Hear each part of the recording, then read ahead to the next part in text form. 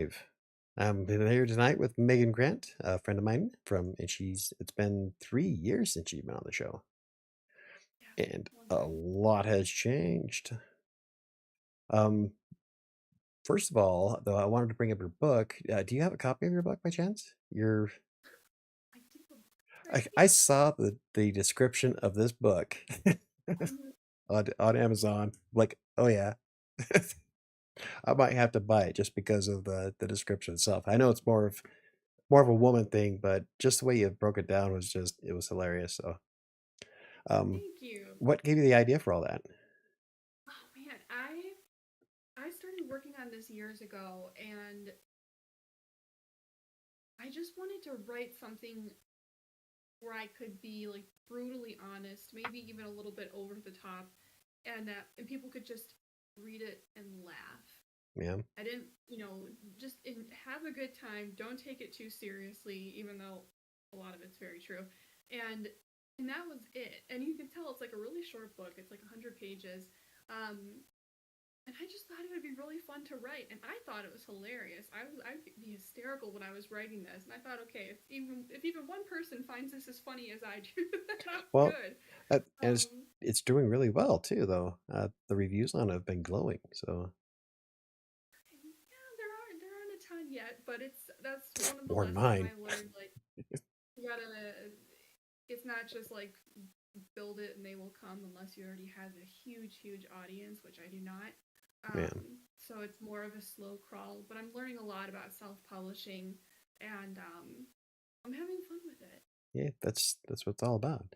Yeah, I read the description of it, like, oh, that's awesome. Thank you. Well, I've had a couple men say that they checked it out, and I think it's because, like, even if you just know a woman, if you have like a girlfriend or a wife or a sister, there's still going to be stuff in this book that you recognize.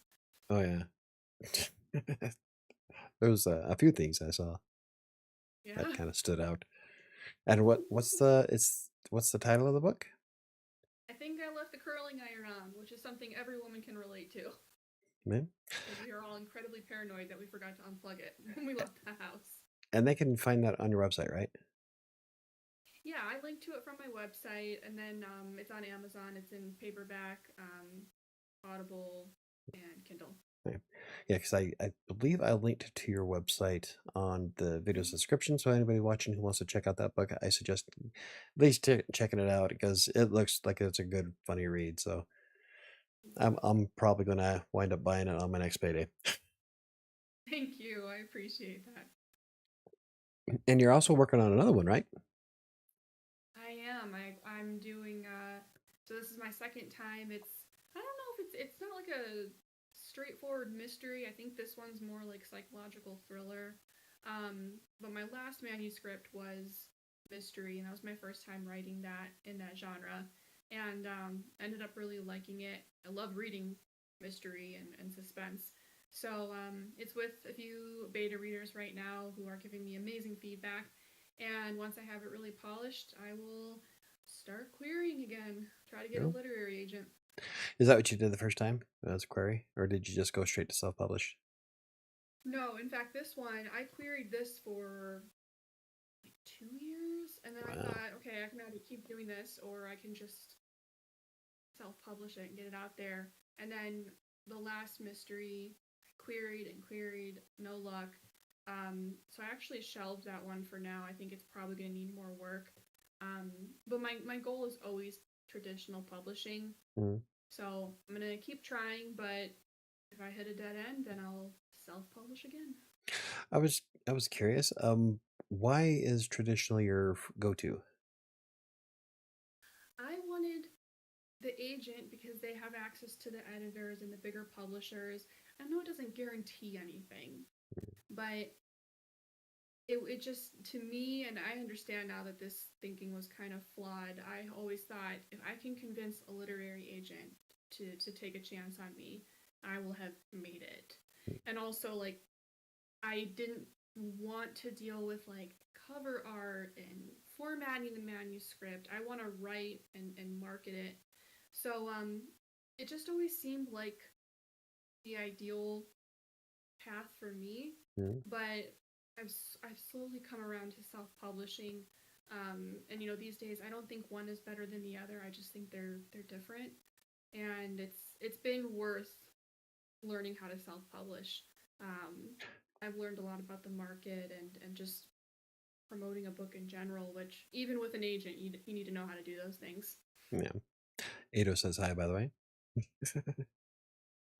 Oh, am I supposed to be able to see stuff? I can only see us Oh, talking. Is that you can if you load up YouTube and just follow the channel, I guess. oh, okay? Um, That won't must. That's gonna yeah, normally I just read off chat, so, okay, cool. but your hubby's here.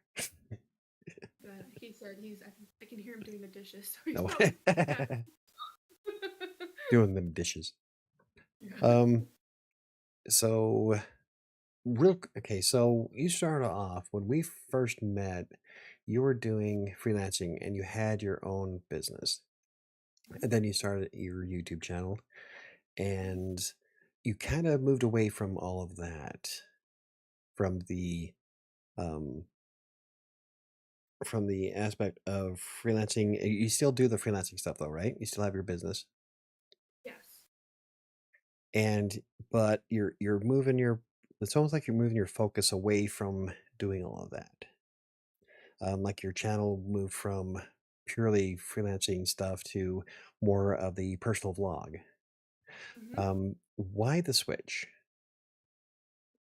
Um, well, there were a few reasons. So, the business that I built was doing very well. Um, I think it was 2022 was, my best year, and it just far exceeded the goals I had for myself.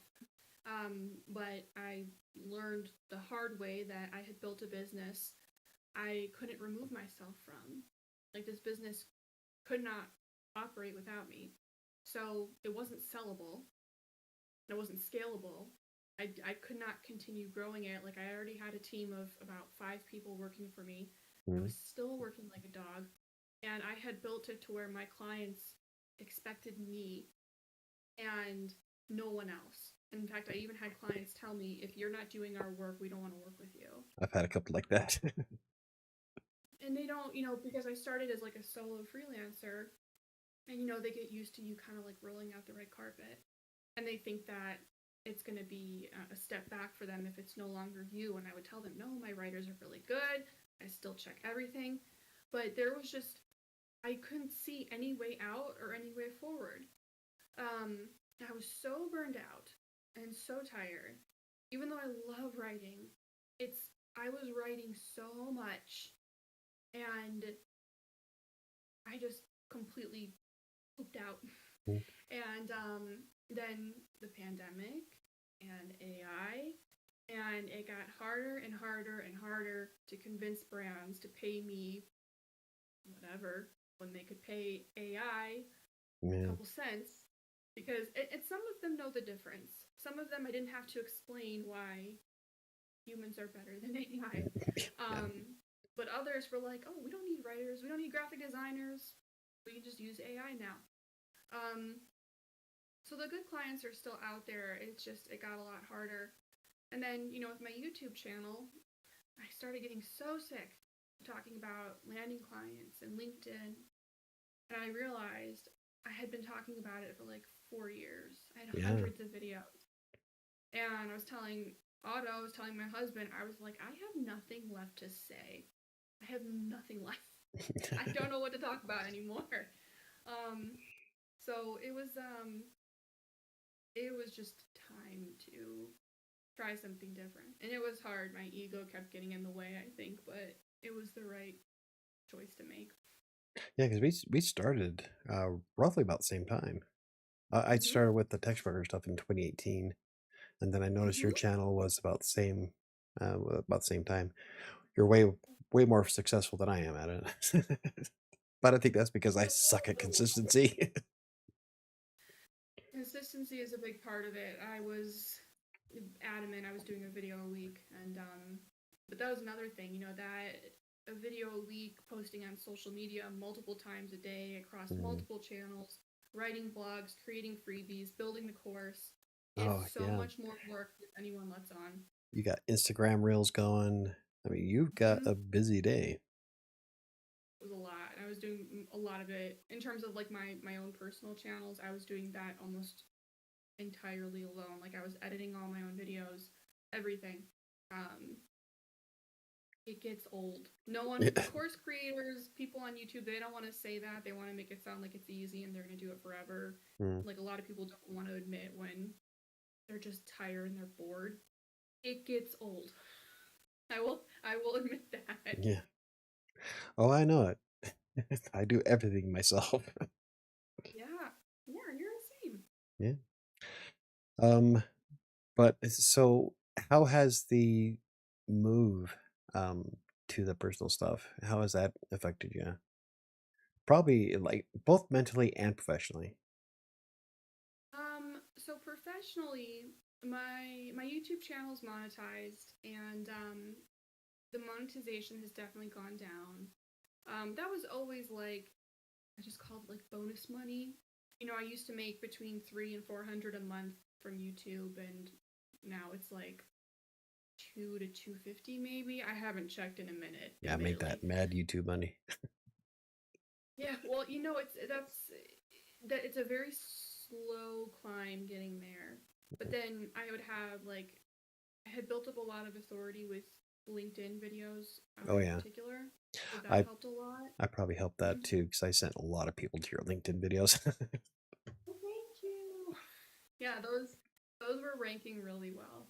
Um, the digital products, those sales slowed down. Everything slowed down.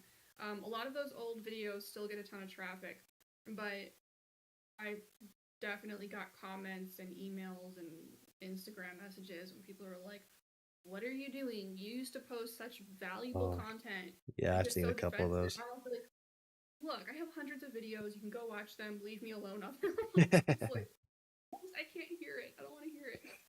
Yeah, I've seen a few of those comments. Like, my God, Hmm. people. I've gotten a few of them myself. Like, it's my channel. I'll do what the hell I want. Exactly. And you need that room to be creative. Like there shouldn't be these expectations that you're going to talk about the same stuff forever. Like that's change is growth. It's Oh growth. yeah. That means you're growing. Well, I feel bad for the because I have two text broker videos that still get quite a bit of traffic, and I still get Mhm. subscribers for them, and I feel bad because I don't work with content mills anymore. I Mhm. evolved. The way I say it is that I outgrew content mills. Yeah. It's evolution. We all outgrow where we've been. You had your own business, but you still felt you needed to do more, so you outgrew it. Mhm. Um, you at one point you were doing coding, right? Yeah, I started learning because I have a job now. I have a 9 to 5, and it's in tech. So I work with a lot of developers, and I'm not a developer, so I thought, okay, I'm gonna start slowly learning how to code just so I can have even like a vague idea of what they're talking about. And I already knew it would be hard. It's like a million times harder than I thought. Yeah. So it's very slow, but it's fun to learn new things. So See, you just chip away at it. that's what I was talking about. Evolution. Mm-hmm. You evolve or you get bored and you burn out. Yeah. um, but yeah, so what about the mental part of doing this switch? Because I know at one point I've seen a couple of your shorts, and Mm. you almost seem happier now that you're not doing all that other stuff. Yeah, it's a little bit of a double-edged sword because I like that I'm no longer placing any rules on myself Mhm. or like any demands. I just create what I want to create, and I'm back to using social media for fun, which I lost that.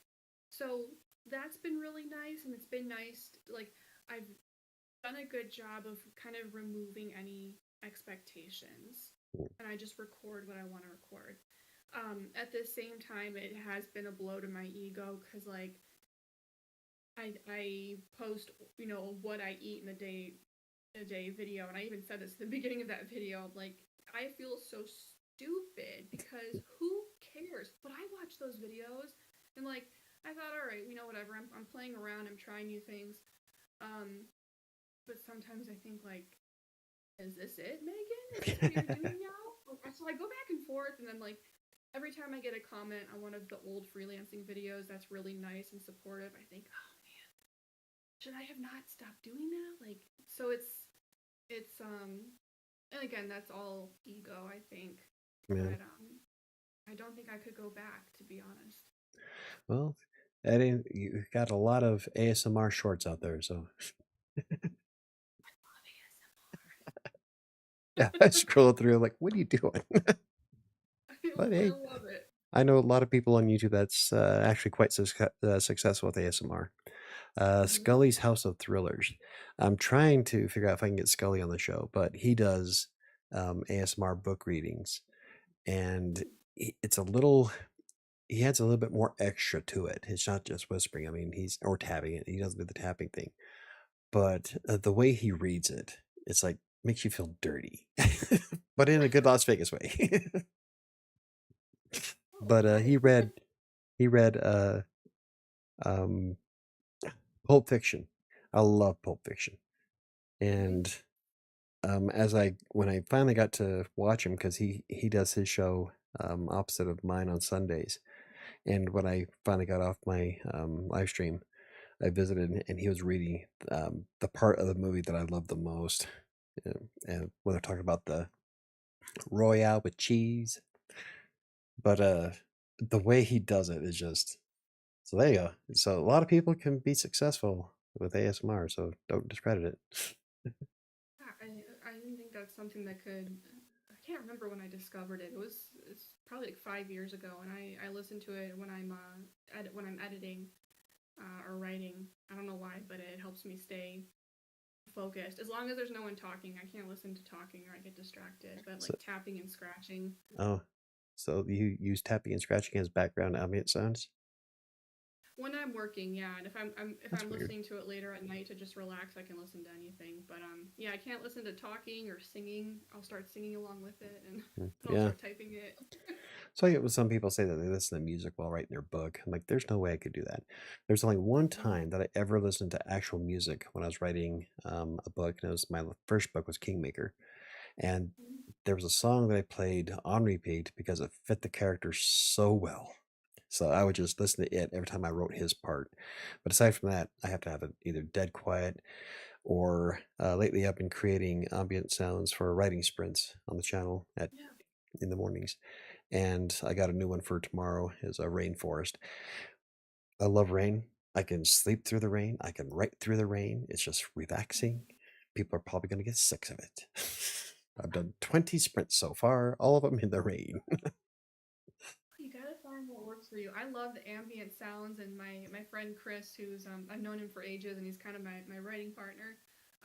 He finds a lot of inspiration in music for his writing. A lot of like old school Elvis and who else?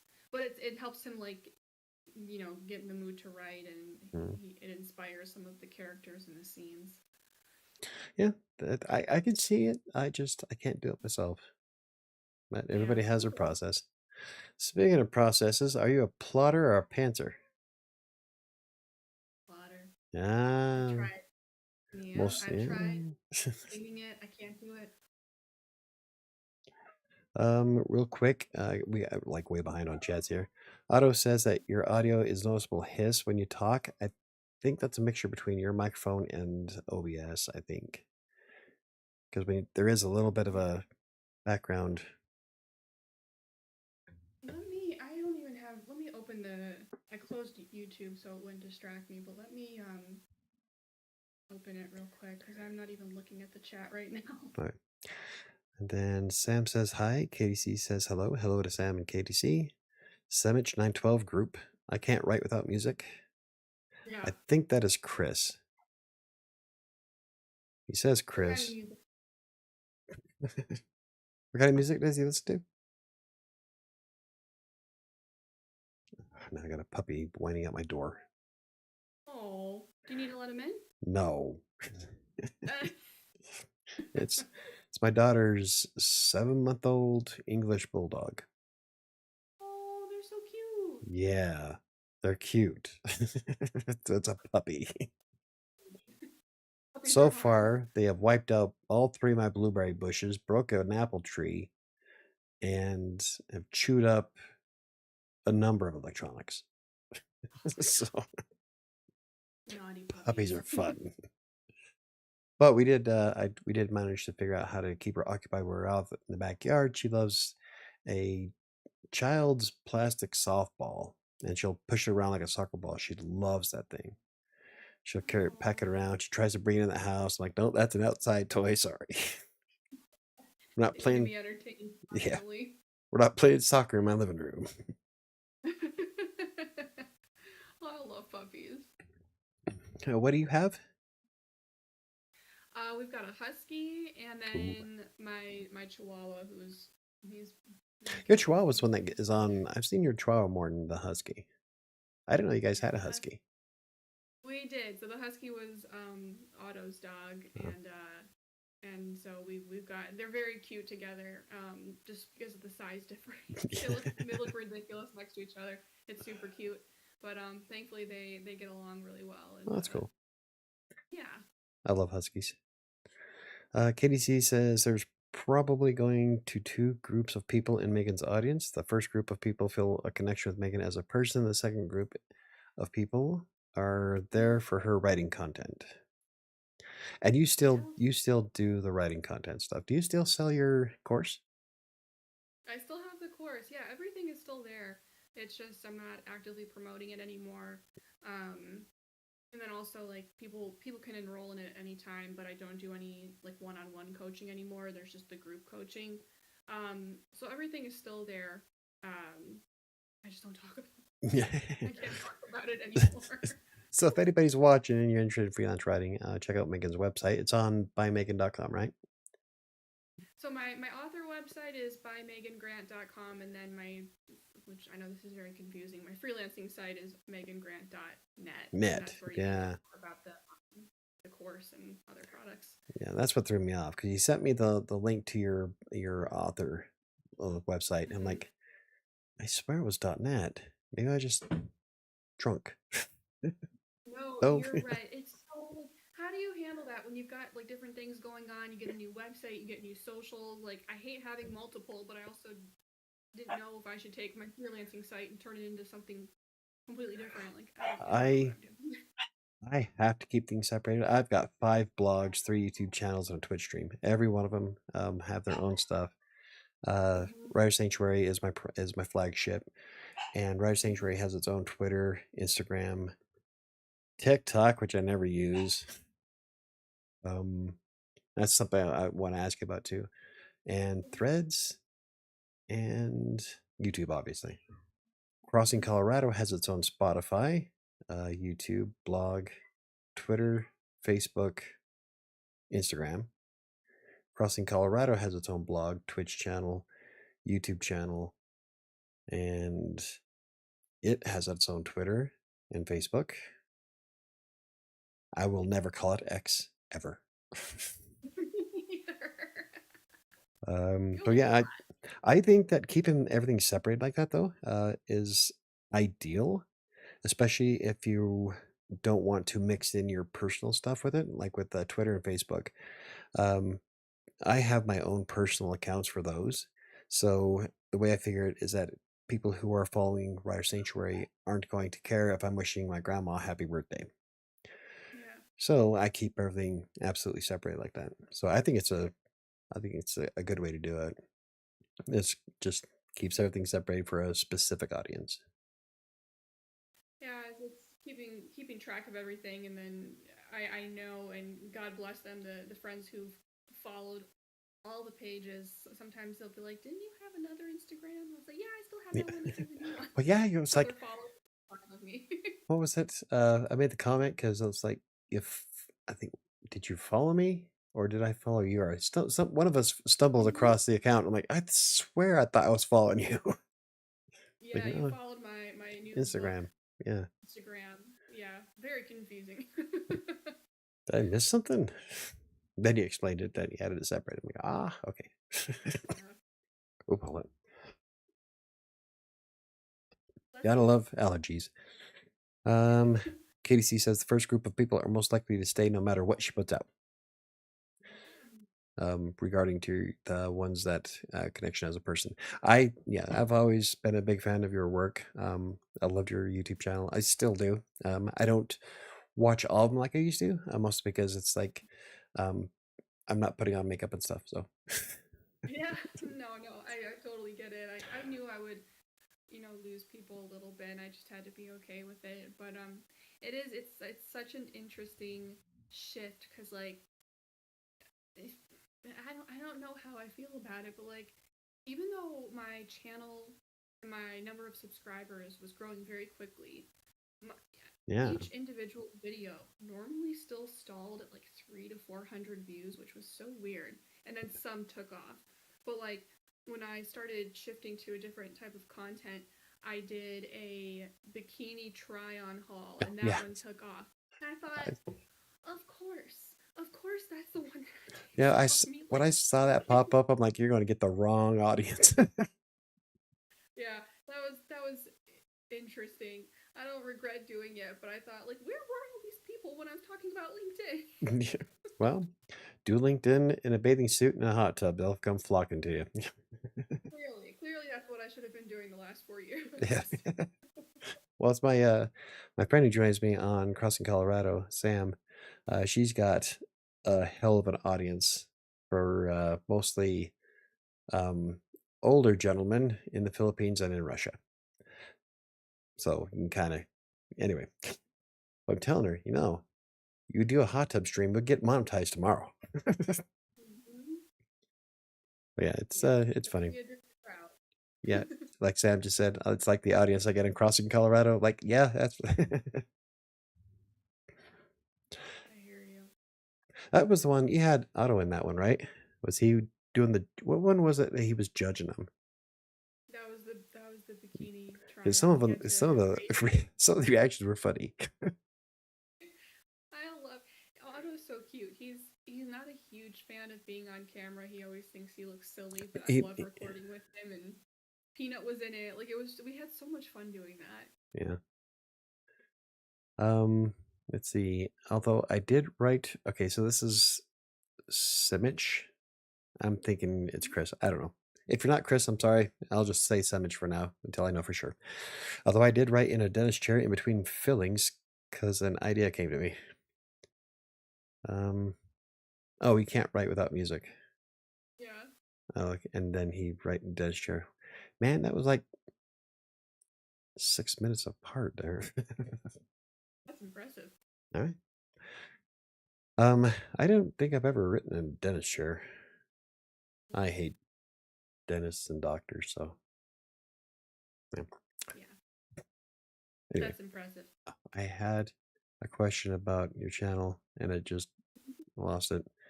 KDC says I personally watch some of Megan's videos to check in and see how she's doing. Yes, I do too. Oh, If you pop thank up on my you. feed, I'll stop by to.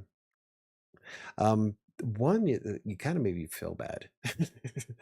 It wasn't. I don't think it was on purpose. It was more of talking about mental health. It was right when you started changing from doing the freelancing to the more of the vlog stuff, and it was like a really long. It was like 25-minute video, and it looked like it was all one shot. But you were talking about the mental health part of it, and it was like, oh, I felt kind of bad. I was probably having an existential crisis, which happens usually like once a month for me. So like this, why am I here? What's the point? What am I doing? One of those. Um, yeah, I don't. I have. That's the kind of stuff I think about at night when I should be sleeping. I think, what am I? What's my purpose? What am I doing here? What's the? And they just Oh, spirals. and the your um what are they, reels on Instagram? You, the Yeah. ones that crack me up are your little dances to music, and you have the sayings Yeah. pop up. Gotta have fun with it. So you're on TikTok. Hmm. Are you on TikTok as an author, as a writer, or just as you? Because I haven't gone I to it yet. have. So I've got your BFF Megan, which is now I just have fun and post silly stuff, and then I have by Megan Grant, which is all reading and writing related, and I just sometimes the creativity is flowing and I'll post. Other times I have no idea what to post and I don't. So it's like kind of a little bit of a love-hate relationship. Yeah, that's one of the questions I ask all the authors is your feelings on using TikTok to sell books. I haven't done it yet. I created an account, but I have no idea what to post. So I'm like, this is my dinner. Yum. It's hard. I- It's hard constantly coming up with new ideas, especially trying to, trying to get people to buy something from me. Like it's so saturated. yeah, Um, I don't know how the people who do it every day, I don't know how they do it. Like it's work. right? Like I have a hard time coming up with a 60-second short. Mm-hmm. Well, you can repurpose it. That's Yeah, the good thing there. that's what I was thinking about doing is trying 60-second shorts and then using them on Instagram and on TikTok. Mm-hmm. Because I don't know if TikTok's going to be around next year, but they're trying to fight it. Yeah. So I think that's I probably why I haven't made a TikTok video yet. Because I'm like, why put in all this effort for nothing? So Well, if you create a TikTok video, you can use a website called mhm. snaptick.com, and you can download the TikTok video without the watermark. And you can save that, and then you can post it on Instagram or YouTube. So you'll still get something out of that content, even if TikTok goes away. Yeah. Yeah, that sounds like too much work for me. I think I'll just make a 60-second video, start it with YouTube and spread it to the others. That works too. um, Edo says me too. I'm not sure if that was for the what he was saying me too for. About the comment above. Watching your videos just to check in to see how you're doing. Mhm. I would hope he knows how you're doing. He does. He's downstairs. Coffee Create and Connect says, "Hey, just subscribed. I've got to get work done before it gets any later, but leaving a like. Awesome. Thank you very much. Don't forget that. Oh, I didn't link your YouTube channel. Uh, what's your channel again? It's I Your just search it BFF. by Megan Grant. So it's your BFF Megan Grant. Your BFF Megan, or if you're a writer or a bookworm, by Megan Grant is the other YouTube. Oh, you've got two YouTubes. Yeah. I didn't know that. Oh, see, you're just advancing, and I didn't even know. It's confusing now. Sam says Michael has no idea what to post. No, I don't. I don't. It's TikTok. I have a very negative um, impression of TikTok. Mhm. I get it. I don't know. I feel old sometimes. TikTok's a young person's game. Well, you know what? I think it started that way. There's a more diverse crowd there, but it's so interesting. I don't know what it is, but like the trolls on TikTok are like on another level. They're ruthless compared to what I see on like Instagram. There's still mean people on Instagram, but like I don't know what it is about TikTok. They're they can be really, really, really mean. So sometimes I'm scrolling through these comments. I'm like, oh my god, what is wrong with people? But it's a very angry world we live in, apparently. Yeah. Chris shared your link. That's awesome. Thank you very much, Chris. Ooh, It's your thank you so BFF much. Megan. I will. Yeah, You know what? Before I forget, I wonder if I can open it up. Oh, I am subscribed to it. yeah, Oh, that's that's the freelance one. so BFF Megan is your first one, right? That's the original. Yeah, By Megan. That explains so much more now. by Because Megan Grant is. what? Megan Grant Curly Girl. Oh, I have a third channel I forgot about. I don't post on that one. That was weird. I had a couple of videos on that channel go viral too. I don't post on that channel anymore. So. What is that? Oh my god. I so there's this like whole curly girl community about like girls that are trying to like revive and their curly hair. It's just another niche, Mm. and all these women have like this beautiful, thick, luscious hair, and I do not. I have very thin hair and flat hair. So I started a channel about like my experiences with hair loss and trying to bring my curls back. And it was weird. Like, so I guess I think I found like a very targeted group of people, and some of those videos blew up really fast. The channel didn't really take off, but the videos did. Yeah, And you but then got. again, I was like, how many times can I sit here and talk about my curls? Like, I don't know, like what else is there? Well, you got 1,700 subscribers on it. That's not It's bad not for a channel I never showing. thought about. It's not showing your other one though. Let me see if I can pull it What up about? though. I might have to look it up by making grand maybe. Let me see it. Um. Carol, I Oh got wait, is the. this it? Is this been it? I think I might have found it. Yep, I Welcome found back it. to my channel. Oh, someone already posted it in the chat. Oh, probably Chris. Yep, Thank got. you. See, Chris is on the ball. Thanks. How's it going, Chris? I need to pay Chris. He promotes me more than I do. Oh, such a So good does friend. Neo. Neo hasn't showed up tonight. Uh, KDC says TikTok is great for degeneracy. I can see that. Okay, so I'm gonna subscribe to this one. Oh, you only got 400. Oh, this is starting to make me mad. Ever since Chrome updated, I keep getting a status access violation. It keeps crashing. That's weird. But it's subscribed. Thank you. Whatever. Freaking. I wanted to ask you a question. Oh. Oh, okay. What was behind your shift from content mills to more like client-based work? Ooh. That is a tough one because, well, I made a career out of content mills. I used to make, well, I replaced a full time income. I was able to quit the school district. I made a lot of money on Text Broker. And um, I think what I started playing around on LinkedIn. I got picked up by Green Geeks, and I've been with them ever since. But I realized that I could get far more money for the same amount of work with private clients than I can with content mills. So I decided, yeah, let's do it.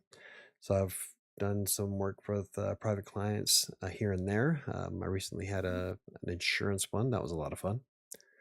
Um, but I've been with Green Geek since 2017, and Yeah, I remember that name. yeah, I love my job. Um, Mhm. but yeah, it's such just evolved.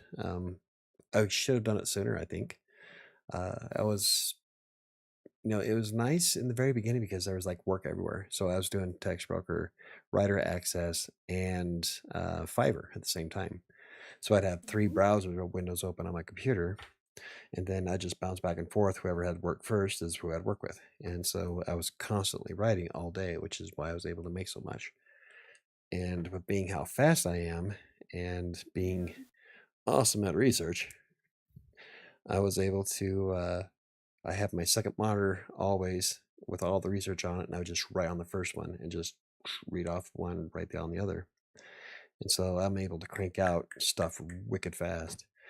And at one point, Textbroker was their managers were sending me emails directly to work with big clients.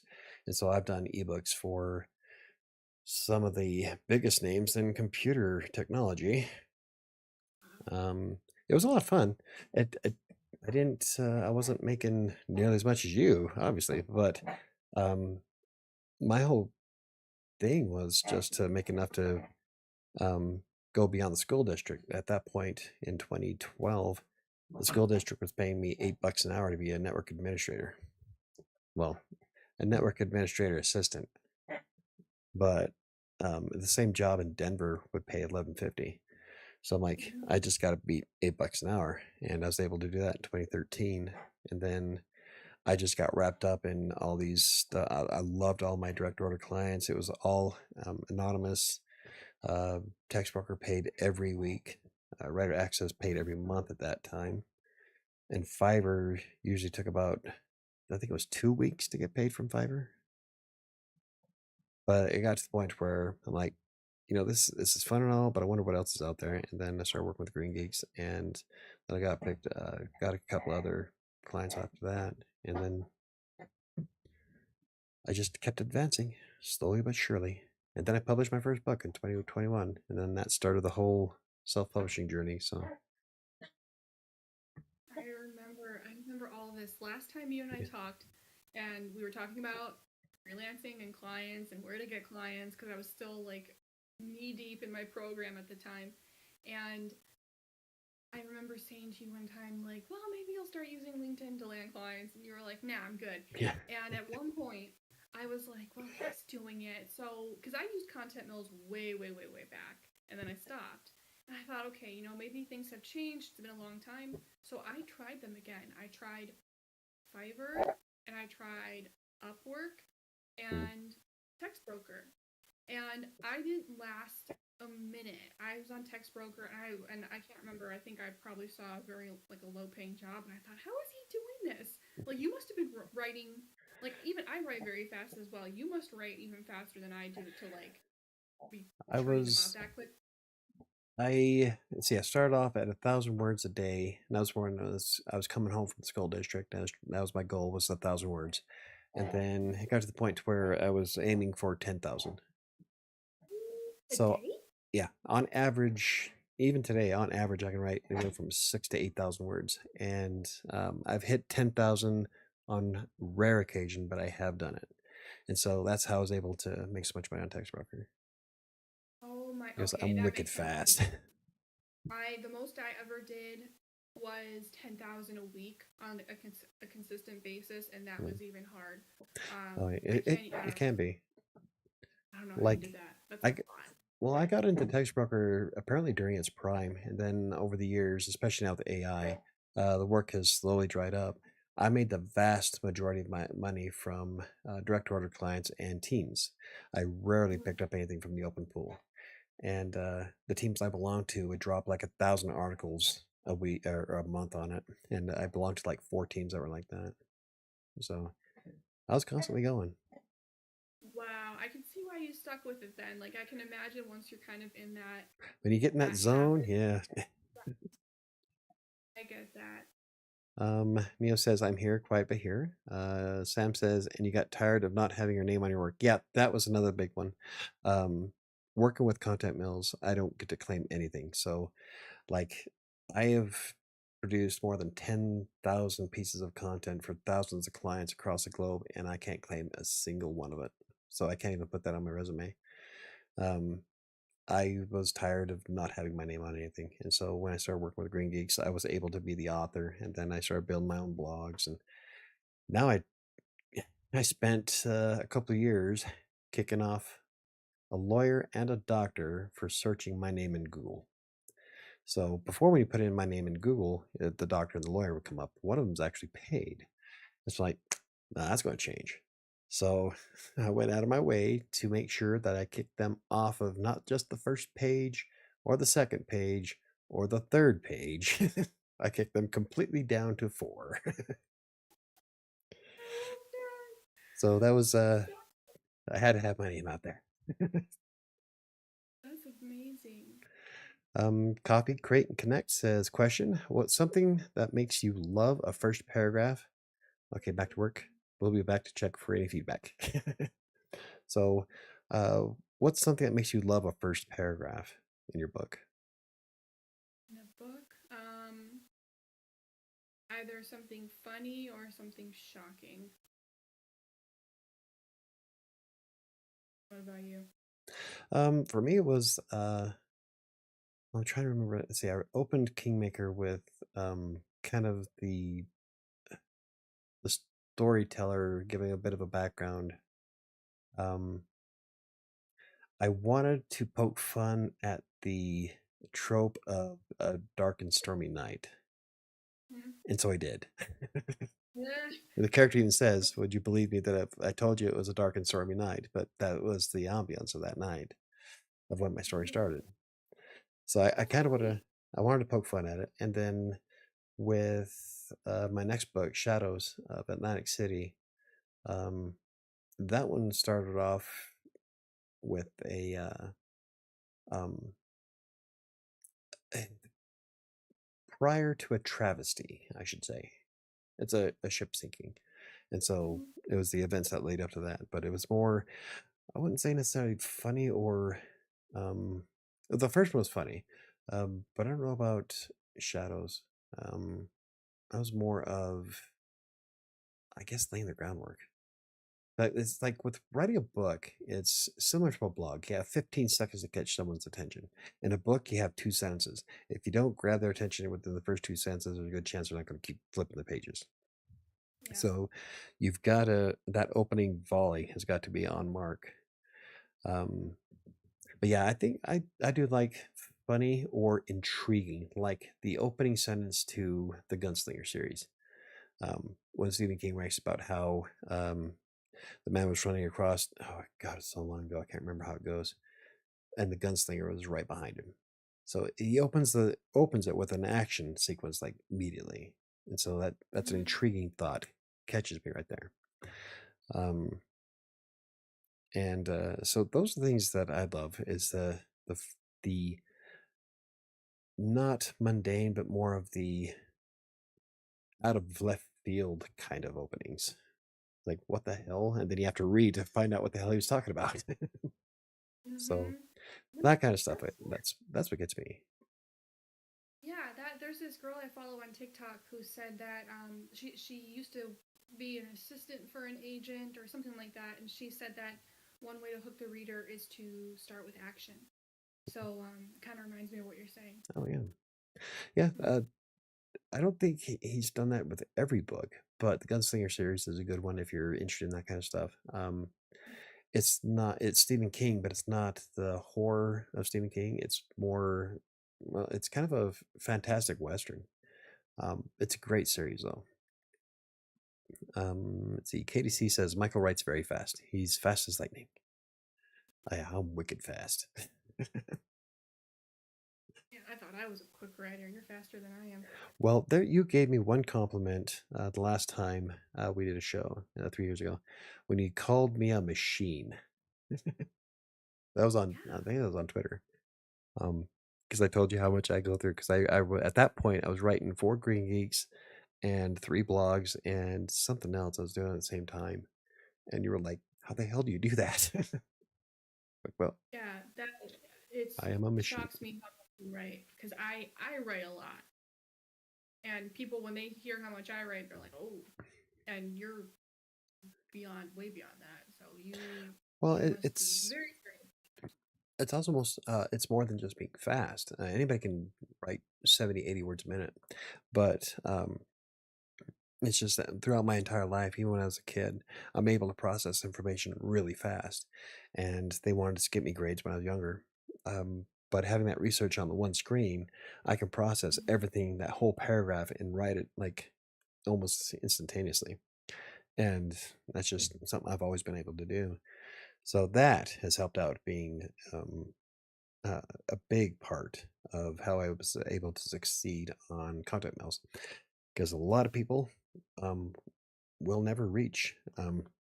Not to toot my own horn, but a lot of people will never reach the level that I was doing in my prime because I was just slamming it out Yeah, and do you getting oh, 5-star reviews and tips. I mean, they loved it. So I wasn't just writing junk. I was just it's just the way my brain works. I'm able to process stuff almost instantaneously. I feel like part of that you must have like a natural talent, and I think part of it's also repetition because like Mm. I feel like some people can't inherently write very quickly. In fact, some of the people in my program, because I've got a lot of freelance writers in there, and they've asked before, like, it'll take me, 3, 4 hours to write 500 words or 1,000 words. Can I still make good money? And I'm very honest with them. I say, it's normal when you're a beginner, and you should ideally get faster the more you do it, because eventually, like, if you want to make more money, like, you probably can't be spending 4 or 5 hours on 500 words. Like it's just it's not Yeah. going to be fast enough unless you're somehow making 50 insane cents a money word. for yeah. But that is I am like blown away by how quickly you can create content. That's Well, thank you. insane. Sam says one of my favorite sounds is Michael typing because she's hears me typing, and when I get going, it's just it's like during the writing sprint last week. I think I topped out at 2,500 words inside of 2 hours. I even had to slow down because I had to work on a part of a paragraph. But yeah, when I get in the zone, it's just blam. One of my favorite things is in Stephen King's On Writing, he comments about how he writes 2,000 words a day, which is about 6 pages, and then he's good. And Mhm. I laugh and say, I can write 2,000 words before breakfast. So Oh my god. word for word, I can outright Stephen King. Now it's not going to be the same quality, but I can still outright him. So I mean, it's who knows? it's funny to say, but it's kind of it. Yeah, I just joke around. I don't compare myself to Stephen King, but it is kind of funny that he only works on 2,000, and I'll hit 2,000 before 10 o'clock. You So are, I'll say it again, you're a machine. Man, I'd love to get in the same office with you one day. I can remember in a previous relationship, I was up super late working. It was like 1 or 2 in the morning, and I'm like like a maniac. And my ex looked over because he was at the desk behind me. He looked over his shoulder at me, and he was like, "Are you okay?" Because I was typing really fast. I'm caffeinated. Yeah, yeah, something. Well, I had to stop writing at night because I noticed that, um, especially on Textbooker, when I write at night, I was more likely to get revision requests, which you don't get paid for, so it slows you down. And Oh. yeah, that's one of the drawbacks to Textbooker. If you have to do a revision, you're still paid for the job, so it doesn't matter if you have to do it like 5 freaking times, you still get $7. So I try to make sure that everything's perfect right off the bat. And so when I switched to mornings and I started using Yoast SEO to analyze as I wrote and Grammarly, um, Mhm. my revisions disappeared because I use the Grammarly. I've been using the Grammarly Chrome extension for a long time. And Mhm. since using all that, because it'll fix your words that you're typing, you don't have to backspace to fix anything. It just does it automatically. And so I'm like, yeah. And so I had far fewer revisions, so I made even more money because I was able to get to more orders faster. And so Mhm. that's some of the things I talk about on the channel of how to do what I did. But yes, but thank you for the very much for the compliment. It was I, s- my I still think you're more first writer successful class. than I am. Do what? I still think you're more successful than I am. Oh, my friend, I used to under. It's embarrassing how much I used to undercharge for. Oh, I'm I think we kicking all, myself. yeah, I think we've all done that. Nowadays, it's when somebody asks me how much I charge per word, I say 50 cents. I am too Mm-hmm. busy. If you want to pay me 50 cents per word, I'll write your article. But right now, I don't have the time for it. And so they say, well, you're too expensive. I'm like, no, that's my going price. And I've had a couple of people actually pay it. So it's not entirely too bad, but you got to know your worth. Exactly. And when you do, you're going to have an easier time kind of attracting the right clients Mhm. and the people who are going to pay and not try to nickel and dime you. And I learned this is one of the biggest lessons I had to learn. Cheap rates attract cheap clients. And they end up being the Oh, biggest pain in the butt, which you think it would be the other way around, but it's not. The oh cheapest no. clients are always the most high maintenance. Oh yeah. Yeah, they are. They even on Taxbooker, they were like that. They would Mm-hmm. expect level 5-star level writing ability, but only want to pay the 2-star rates. I'm like, that doesn't work. No. um, oh, dang. Hold on. Hold on, everybody. My Discord crashed. You. There we go. I'm back. Okay. Are you there? Am I there? There I am. Oh, are you there? Okay. Yeah. Discord crashed because I'm running it through the browser. And remember when I was telling you that periodically Chrome decides to crash it? Oh no. Guess what Okay, it well, this decided to was only do? a few seconds. Yeah, I gotta figure that out. Ever since I updated. Um, can't remember what I was saying though. We're talking about rates.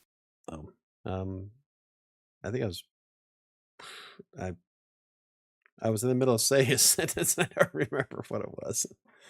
Oh well. The clients wanted to the 5-star. Oh, but they want to pay the 2-star rates. Yeah. Yeah. But yeah, so you just you have to adapt to it, and then you gotta know your worth. I've had people complain it was too much. I had one person actually comment on my blog post that it was too little. Like 50 cents a word is actually quite a bit, especially if it only takes me 10 minutes to write a 500-word article. Like she's like, "Oh, you're undercharging yourself." I'm like, okay. I don't see it that way, but each their own. Yeah. Katie C asks Megan, does Megan plan on documenting her programming journey? Are you still doing that? Funny you should mention that. I've got channels for that too. Of course you do. Is that on Yeah, YouTube? that one. It's Code with Meggie, Meggie. But I rarely post on it because it's like, if I were to post every week, it'd basically be like, coding's really hard. I learned one thing this week. Here it is. Like, I just don't know. I don't know what to say while I'm learning how to do it. So But you it's have there. as many YouTube channels as I do. I keep forgetting about them until someone reminds me. Oh yeah, you There's got a probably curly hair more. one. Yeah. A lot of YouTube channels. Coffee Crate Connect says, OMG, the dark and stormy night. Yes, that's so ironic. Oh yeah. My characters question each other at one point whether it's okay to start a story with "It was a dark and stormy night." That's how I started Kingmaker. So, but the main driving force in the story is a hurricane that was originally expected to only be a tropical storm. So, in fact, it was a dark and stormy night. Yeah, that's kind of how mine was. Mine was a very bad rainstorm, but it was in the middle of a fight scene. He was fighting off some creatures, and so it wasn't just dark and stormy. It was also he's about to die. So there was more emphasis behind it, but that's how it started. Cue people gasping and all at once giving their opinions. um, but yeah, it's I like doing that. I don't like being predictable. So you said that your next book is a mystery, and I Mhm. too am trying my hand at a mystery. It's a dark western. I don't know if you can call it a western because it's based in Atlantic City, but it is 1874. Okay. But it's a supernatural mystery. One way I described it was um, Sherlock Holmes meets Supernatural meets Wild Wild West. So it was a lot of fun to write, but I don't like being predictable, and so like Kingmaker's ending has did exactly what I wanted to do for every reader so far. Um, I'm trying to work something else into that. Um, what are your thoughts on like not necessarily a plot twist, but just changing things that way people think that's going one way and then you like pull the rug out? That's been one of my biggest goals writing my current manuscript because I know that I love reading that Mhm. and being surprised and caught off guard. And so my goal with the book I'm currently working on is to have every chapter end with like a little baby cliffhanger, and then I want people to read the ending and be like, Yeah, yeah, I want, because I love those books. In fact, oh God, one of the best endings I've ever read. I'm not gonna spoil it. Y'all have to go read it. The book is called The Marriage Lie, and the ending was so good. I literally screamed when I read it. I was like, oh. And I just love that. That's to have that reaction to a book is like, it makes it the best experience. awesome. Let's see. Coffee Crate Connect says first two lines of my book as of now before official editing. Curious, without knowing anything else except these two lines, would you keep reading? I value honesty above all else. Okay, so here we go. First two lines. Outside my window, water and out outside my window, water and wind are slamming into each other like lost lovers having a passionate, wildly destructive reunion. I kind of like it, but you need a comma. Yeah. Sorry, it's the editor in me. That's what I do all day. The whipping wind is moving tree branches in a beautiful but dangerous dance, threatening to snap each from its base without mercy, a warning of what's to come. Of wants to come. Okay. It's definitely a visual. Hmm. I like the first line as a opening to a book. Yeah. Out of curiosity, and I say this because this was really good advice I was given with one of my previous manuscripts. How many sentences or paragraphs do you have written before you have a character taking action? Because I went to a writing conference one time, and the first page of my manuscript at the time was read out loud, and the feedback I got from agents was that you should never go more than what they say 2 paragraphs without having a character take action. So now that's like I will never forget. Yeah. But I understand those are only 2 sentences, so you're probably fine. Yeah. Great. Yay, my dog. Like someone's either at the door or she's barked at the hail. It's gonna be fun Hail? to see how she reacts. Like, oh yeah, we get hail. It's Colorado. We Where should in be getting Colorado? tornadoes. I'm in Denver. Okay. Yeah, because I know at one point you guys were thinking about moving. That was like Mhm. long, like when we first had our show the first time, but 3 years ago. Mhm. But then I see someone with their fancy hot tub pool thing. I want one so bad. It was a good investment. No, we were talking about uh moving out of state, and then we ended up buying a house here, and this week our house will be listed for sale. Oh. So we are moving now. We looked at Colorado too. It looks beautiful there. Oh, I love Denver. Mhm. Both covers to both my books were taken at Lookout Mountain. My Freelancer's Tale, I'm standing on the lookout. I'm about 20 feet away from Wild Bill Cody's gravesite, Mhm. and it's Denver over my shoulder from the mountain. And then Kingmaker, I did cosplay, and we took pictures of my skeleton and me in on the other side of that museum on the same mountain. So it's beautiful up here. I love it. Very picturesque. Mhm. Unless you drive through Aurora, What's wrong with Aurora? you'd have to be here. But it's some parts of it are kind of iffy. Everybody Oh. has those areas, though, I guess. Um, but yeah. So um, your pool thing is awesome. Like I'm so jealous. It's we call it a giant bathtub. That's exactly what it looks like.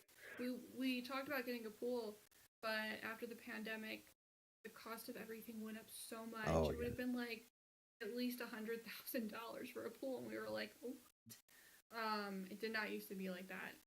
So we got this little baby pool, the giant bathtub, but we love it. We use Well, the hot it's tub all the time. yeah. I was gonna say it's a hot tub slash. What kind of pool is that? It's like really, it's not a full length pool, but it is long enough to do back and forth. Yeah, it's called a swim spa, and so there's the hot tub on one side, and then there's like a little miniature pool on the other, and I think it's 5 feet deep, but it's got these really powerful jets. So Mm. if you wanted to do a swim workout, you have enough room for that. And it's heated, so we can use it year round, and it's like half in ground, so they came and dug a hole, and then they took a forklift. And I got my office window right here. It faces the front of the street. Yeah. The forklift came and lifted this entire thing over the house, literally blocked the sun for a few seconds, and I'm watching it, and it's going over the roof. I'm thinking, You gotta drop I it. hope these people know what they're doing. Yeah. That's a little bit terrifying. And then they dropped it into the ground. Well, cool. Yeah, I'm jelly. It looks nice. Well, come over. Yeah. Well, you guys are still at your house. I won't be here for a little bit. I might be heading out to Las Vegas in July, so It's gonna be hot. it always is. I'm always hot. Like I'm Coming out here for vacation. um actually I'm going out there to spend a weekend with my buddy Chris, and we're gonna go to get drunk and go gambling. Oh, So that if you sounds guys are like still it. there, we'll hit you up and we all four of us can go out and get drunk and go gambling. Oh my goodness. We're very boring people. We don't drink or well actually no, we'd have a cocktail. Like I couldn't even tell you the last time I was drunk. I don't even remember. Chris says, question, as you evolved your business and life, how did you decide what things to hold on to and what to let go of? And any advice for writers sitting on the fence about making a career change? That's a great question. Yeah. I had to start looking at it as what brings me joy and a sense of fulfillment. It just felt like all of my time was getting sucked up by stuff that I was starting to resent. Hmm. I don't know if it's realistic to show up to work every day and be like, I love my job. But I was showing up like dreading it. And it was a business I had built. Why on earth would I keep doing the same thing I was doing? And if you're sitting on the fence about a career change, one thing I feel like a lot of people are going through this transition where they're wanting a change, but our egos stop us because we're like, well, what if? Or, well, this is what I know, this is what I've been doing. You can change at any point. Like, there are no rules saying you have to keep doing what you're doing. Life's too short. So be open to anything, even if it was never part of your plan, because there's so much cool stuff out there. You never know what you'll find. Yeah. Well, that's how I feel when I started moving from, like, at first I was really worried about moving away from textbooker stuff on YouTube. Like, Yeah. I started doing the self-publishing. I'm like, things are gonna go south. But in the meantime, I've met some amazing authors. I've had a lot of fun. I got to do the Reedsy Master Class, How to Write a Novel. I've Mm-hmm. I got my book was not fully edited, but commented on by Tom Bromley, who's a successful writer who's also the head of their um, writing course. That was a lot of fun. I missed taking that course. It was great. But yeah, so I've come across all kinds of awesomeness since I started making the switch. So Yeah. true, I did make a ton of money with when I was doing tax broker, and I love doing tax broker. If it wasn't for tax broker, I wouldn't be where I am today. So they will always have a special place in my heart. But I evolved and I started testing the waters with new stuff, and it just like you. I think my change came before yours, Mm. but it was yeah, I totally agree that it just is you never know who you'll meet or what you'll do, and so I'm always eager to look around the other side of the corner. And it also helps that I often do shit just to see if I can do it. So Yeah, why not? You're challenging yourself, and I think yeah, if you're anything like me and you're a planner and you have all these goals and timelines, and by this age I want to do this, like it it just I know I'm not saying it's bad to have goals, but I feel like we have to also, to a degree, do things regardless of the outcome oh or yeah, our expectations. Like you have to enjoy the process. Like writing books, I've talked to people who are like, well, I was writing, I want to make money, so I'm going to write a book. And I'm like, if that's your goal, don't write a book, yeah. because it's way too much work, and most of us don't make a ton of money from books. No, It's like percentage. So do it because you love writing books. Um, so there's got to be a balance there between being very goal oriented, which I'm very goal oriented, but like not letting the outcome determine whether you think it was all successful or not. Because if that's your barometer for success, you're probably going to end up disappointed at some point. It's just, don't torture yourself. Yeah, everybody. I think success is subjective. Some people will view money as being successful. Others will have big houses or drive Bugattis and think of themselves as successful. I think of myself successful when I get comments of "Thank you for this. This helped," or like I got a review on my book from somebody who loved the book but was upset about the ending. Yeah, I don't want to spoil it because um, later or if you want to email me your address, I'll send you a copy. But so, but it's stuff like that where I could look at myself in the mirror and know that I've done good, and to me, that's success. Yeah, So, having an impact. That's how I learned, because I used to be very driven by money, and I think part of that stems from, earlier in my life having very little of it. mm, Um, and once I started, making 5 figures a month, I was like, oh, this is kind of nice, and you become addicted to it, and it turns into a game. But there's a downside to it, and I understand I can say this. I'm very privileged to be able to say this, but there will come a point when it's not, the money isn't it's fun. enough, Yep. right? You actually start walking away from money because it means you have to do something that's just not worth your energy, and that's when you kind of hit a little bit of a tipping point. Like okay, I've got the money I need, but I'm not super happy. So now what? Well, you seem like you're happier now doing your other stuff. So, Yes, everything is great. agree. Um, Chris says you have no idea what boring is, but we will remedy that in July with a bottle or two. I love that. That's funny. You know what happens is the four of us will go out and it'll be Otto that gets on the table and dances. Ooh, I don't. Maybe. Coffee Crate Connect says thank you for feedback. We'll consider that about the paragraphs and taking action.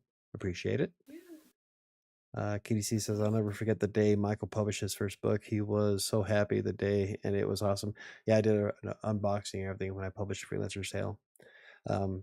Freelancer's Tale is essentially the story about how I got started as a freelancer, and all while dealing with one of the worst depressions of my life. I was at the lowest you could possibly get, and but it was more of a book of despite having all of the issues that I've had, that I've always I never give up, never surrender.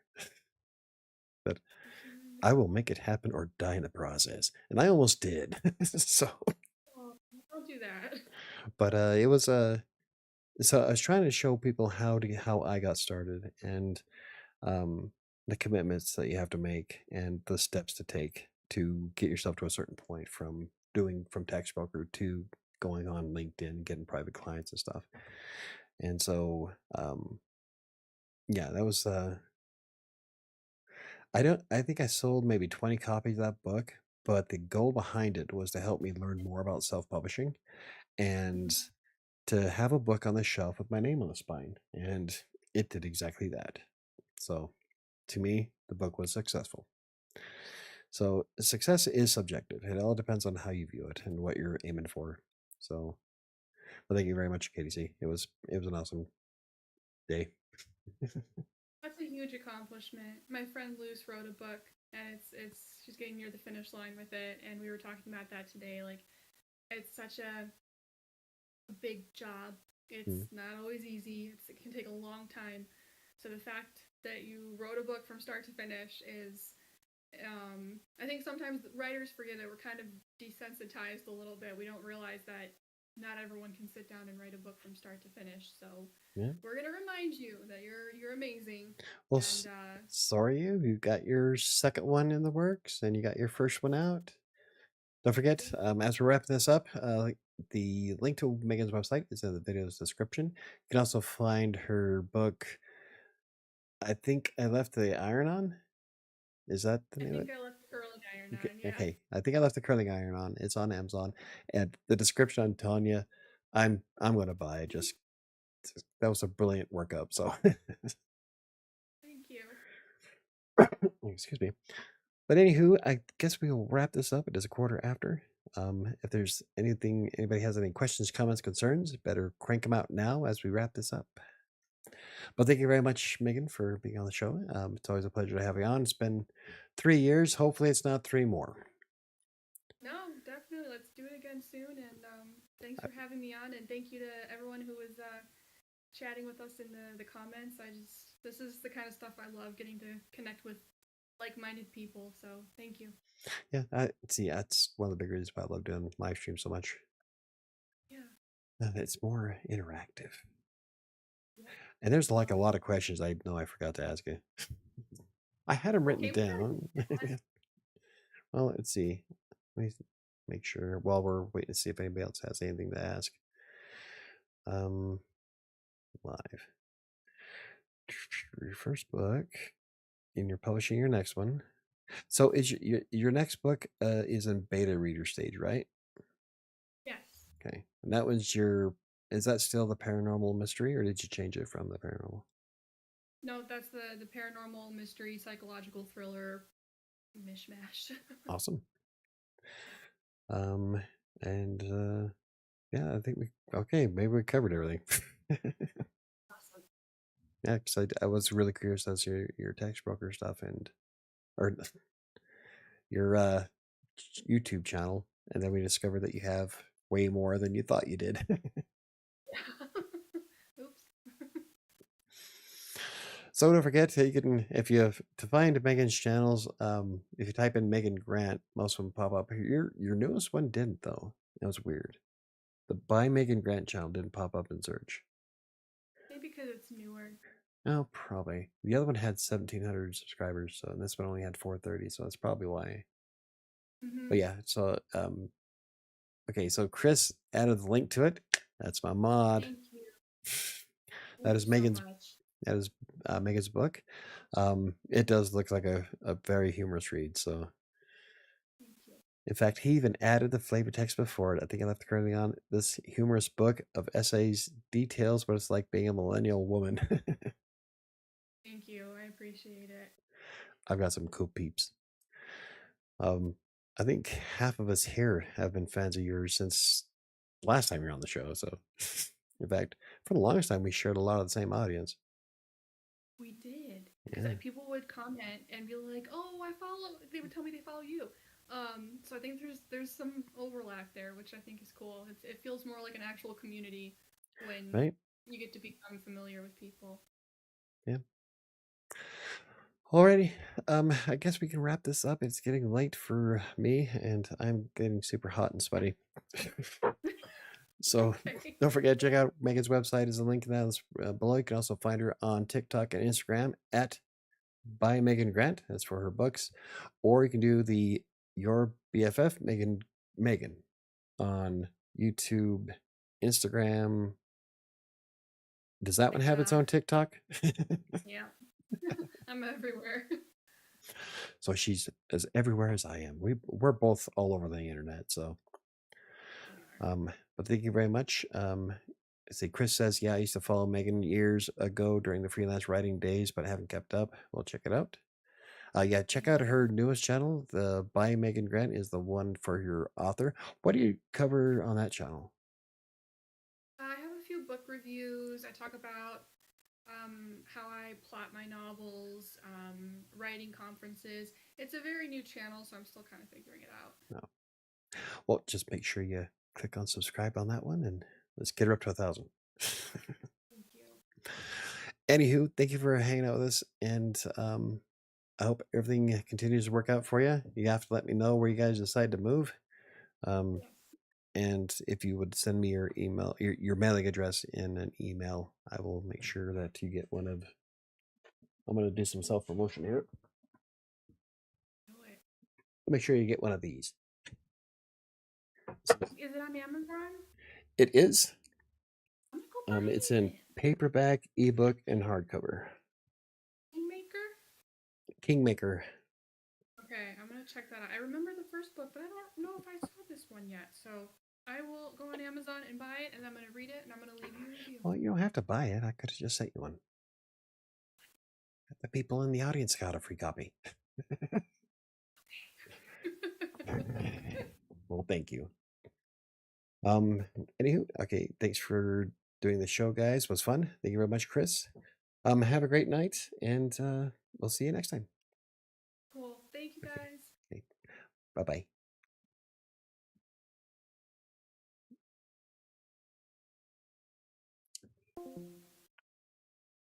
Now, if I can... There, whoa! Let's fix that. All right. Whatever. Anywho, it's always great having Megan on. We can do our card real quick, and then I'm gonna call it a night. Where the hell the cards go? Megan's a lot of fun. I've known Megan for... Oop. Oh no! I just spelt them.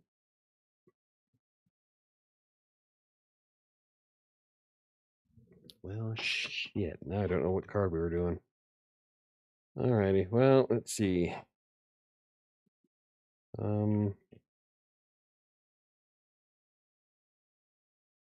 Peek to behold, not perfect. We've done that one. I don't know if they're in the right order. Oh, you know what? Let's just shuffle them up and try it and do it again, huh? So if we get the same one, we'll know. Now they're all upside down. Okay. Last week's card was I deserve time to recharge. I don't know how many people actually recharged. Hopefully everybody. Yeah, I just shuffled them because I spilt them everywhere. So here we go. This week's affirmation is I find value in being myself.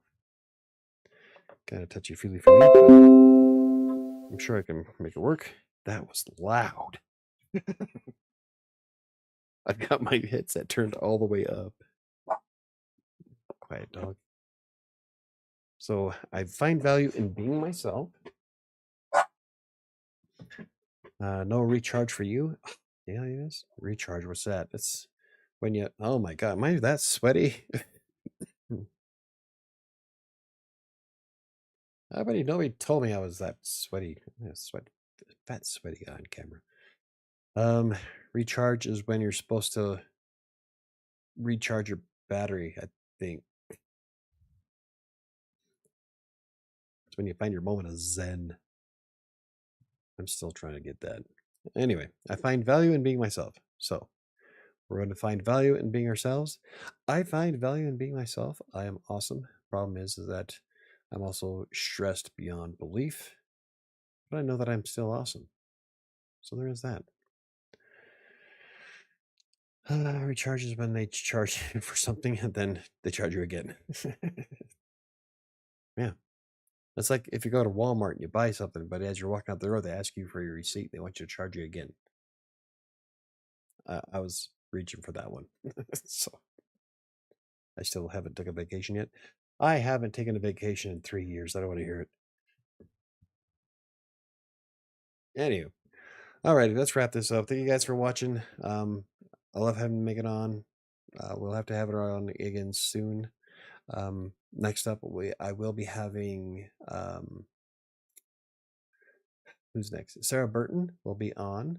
She just got her book republished recently. This week, actually.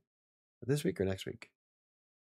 I think it's this week she gets her book republished, and she'll be on the 6th, and that'll be sure to be fun. If you follow her on Threads, she's just as dirty and vulgar as I am, so that might be a fun night. No Walmart jokes. Nothing funny about Walmart. Oh, there's a lot of things funny about Walmart. Okay, have a great. Well, I'll see you tomorrow or next week. Don't forget that I will be on I do have a writing sprint tomorrow, and yes, I do have a new sound. We're going to be doing the rainforest. I even got birds chirping in the background and a babbling brook that I was looking for. So that'll be on for tomorrow's writing sprint. And yeah, so if I don't see you guys then, I'll see you guys next week. Have a great week. Find value in being yourself. We got this. Thank y'all for watching, and I'll see you next time. Crossing Colorado tomorrow. Oh, you know what? Maybe I should do my outro. Crossing Colorado, Sam and I will be on tomorrow's podcast. So, so I'll be there. And so if you have any questions, comments, concerns, go ahead and hit me up on social media, on Twitter ish, Facebook, maybe. Threads, YouTube, definitely. Instagram, kinda. I respond to my Instagram comments. So if you immediately, so if you respond or write something on Instagram, I'll respond to it. Kingmaker and Freelancer Tale both available on Amazon. The link to my author page in the description down below takes you straight to both books. Don't forget that Megan's blog is also available, and she has links to all of her stuff from there, and that's also in the description of the video. But I think I'm wrapping this up. So, yes, I will try joining live sprints tomorrow morning. Bye all. We might be late tomorrow night, just a little. Why? I think we should buy a Myron punching bag for some, put fresh and fit behind her so she can beat the shit out of it. Have a good one, everybody. I'll see you later.